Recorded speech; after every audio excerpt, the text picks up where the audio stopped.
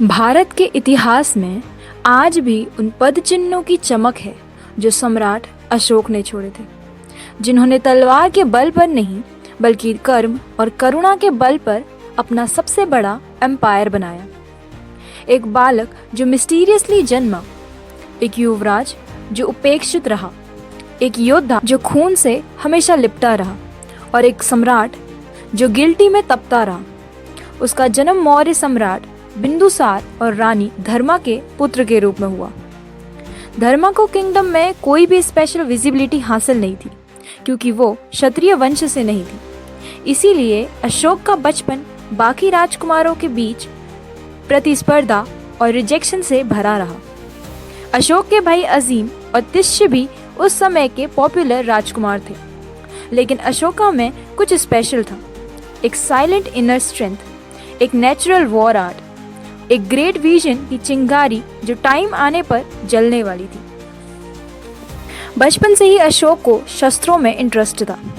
वो वॉर, घुड़सवारी और रणनीति में माहिर होता गया, लेकिन राज दरबार में उसकी पोजीशन लिमिटेड रही क्योंकि उसकी माता बहुत उच्च कुल से नहीं थी। अशोका को पहले तक्षशिला फिर चाइल्डहुड वॉर आर्ट की प्रतिभा रही, एक नेचुरल विजनरी की चिंगारी जो अभी जलने वाली थी। अशोका के ग्रेट बनने की कहानी तब शुरू होती है जब बिंदुसार का अंतिम समय आया तो उनने अपने एम्पायर की गद्दी एक ऐसे इंसान को सौंपने की सोची जो कुशल और वेल वर्दी हो। कहा जाता है कि बिंदुसार ने अपने जिस बेटे को सिंहासन के लिए अयोग्य बताया था वो उसे पाने के लिए इतना बेकरार था कि उसने अपने सभी 99 सौतेले भाइयों को मार डाला। किसी राजा जैसे शानदार कपड़ों में वो अपनी लास्ट सांसें ले रहे पिता के सामने पहुंचा और बोला कि अब वो सिर्फ एकलौता वारिस है और वो एकलौता बेटा था अशोक। और ये तो बस एक शुरुआत थी।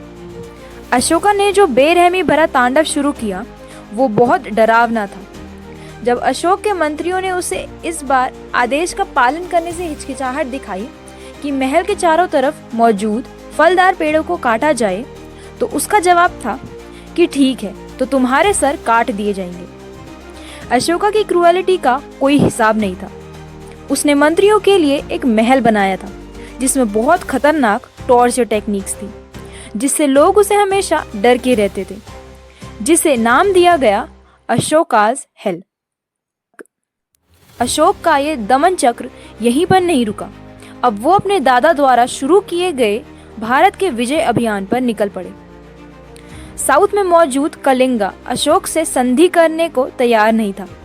अशोक की सेना ने शहर के घेराबंदी कर ली, पर कलिंग ने हार नहीं मानी और जब कलिंग की हिम्मत जवाब देने लगी, अशोक के सैनिकों ने चढ़ाई कर दी।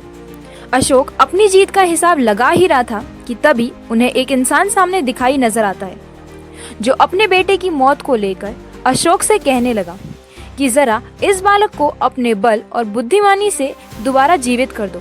आप तो चक्रवर्ती सम्राट हैं, आपके लिए तो नामुमकिन कुछ भी नहीं, तो कृपया आप मेरे इस बालक को जीवित कर दें ताकि मेरा अकेला बीता हुआ जीवन दोबारा से खुशियों से भराए।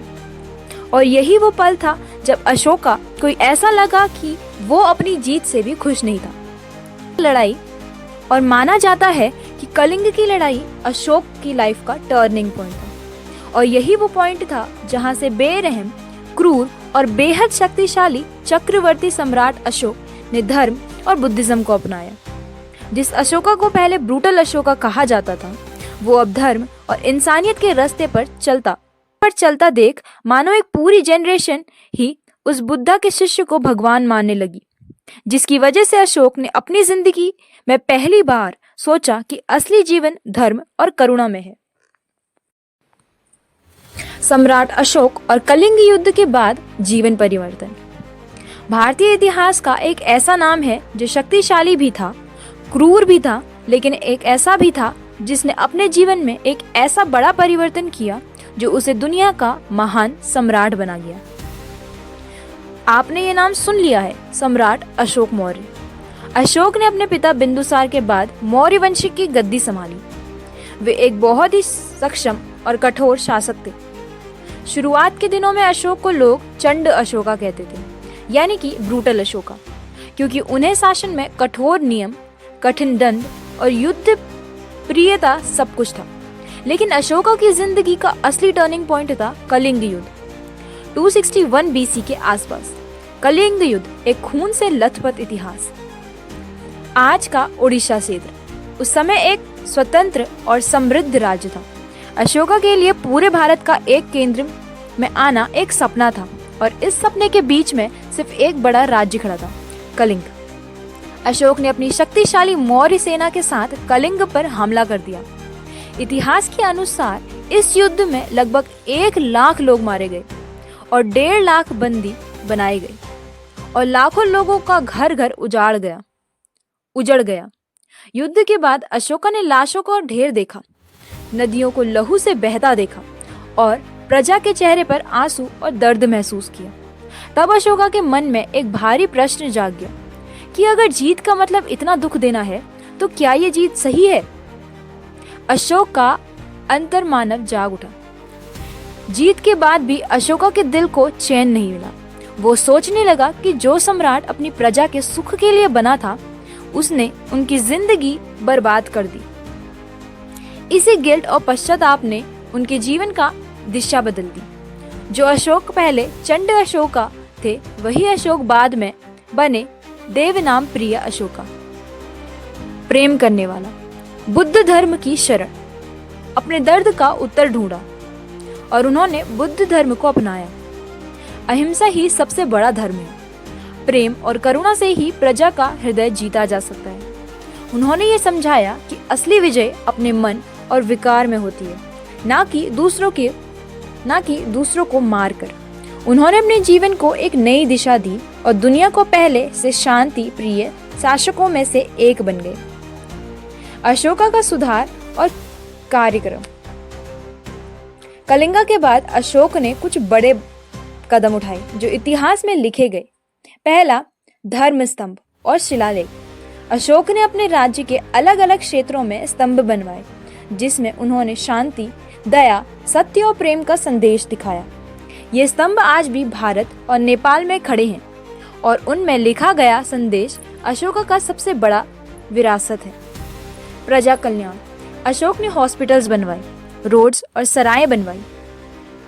पशुओं और पक्षियों के लिए भी आश्रम बनवाए गए। उन्होंने अपने राज्यों को परिवार की तरह संभाला। धर्म विजय। अशोक ने तलवार की जगह प्रेम और धर्म के संदेश को अपना जीतने का हथियार बनाया। उन्होंने बौद्ध धर्म के दूत श्रीलंका, नेपाल, तिब्बत, अफगानिस्तान और अन्य देशों में भेजे गए। राजनीति का नया मॉडल। अशोक ने अपने शासन को दया और न्याय पर आधारित बनाया। उन्होंने अपनी प्रजा को धर्म के नियम पालन करने के लिए प्रेरित किया। हमारे लिए संदेश ये है कि अशोका की कहानी हमें एक बड़ी सीख देती है। जीतने वाला असली सम्राट वही है जो अपने आप को जीत ले। तलवार से दुनिया कभी नहीं जीती जा सकती। दुनिया सिर्फ प्रेम और दया से जीती जा सकती है। जिंदगी में गलती सबसे होती है, पर असली महान वही है जो अपनी गलती को समझकर अपने आप को बदल लेता है। अशोक ने यह साबित किया कि इंसानियत से बड़ा कोई राज्य नहीं होता।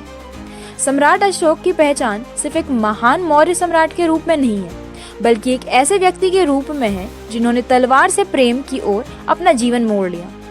इसी वजह से आज भी उन्हें अशोका द ग्रेट कहा जाता है और उनका संदेश हमेशा याद रखना। असली विजय खून के मैदान में नहीं, बल्कि इंसानियत के दिल में होती है।